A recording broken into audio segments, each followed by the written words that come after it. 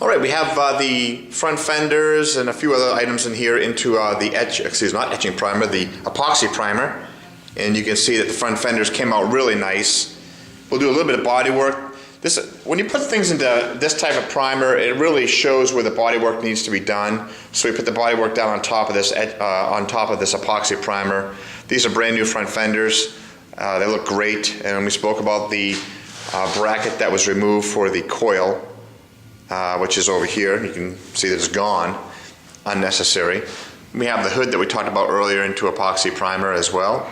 We have the tire carrier that's been slightly restored as necessary, sandblasted, ready to go. The handle, nice little details here, and that the handle's all original, and a nice little bracket here that goes over for a small spring that helps to return the handle after opening and closing.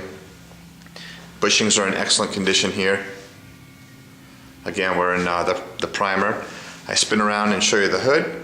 And again, we like this hood a lot. This is one of the nicest hoods we've seen from an original Land Cruiser, mainly because it's very, very true and straight. Does not have any sort of rust on it. A lot of times you can see a hood that looks good, but after you really get into it and start to sandblast it and look at it from a straightness standpoint, it doesn't stand the test. And then we have our aprons over here as well. The aprons are in the primer. Those look good. Usually aprons don't have a lot of issues. They will sometimes have issues on the bottom flange here where it bolts down onto the hood, onto the front fender. But for the most part, aprons are fairly easy. You might get a little bit of you can see a little bit of an indentation there from where one of the clamps hits.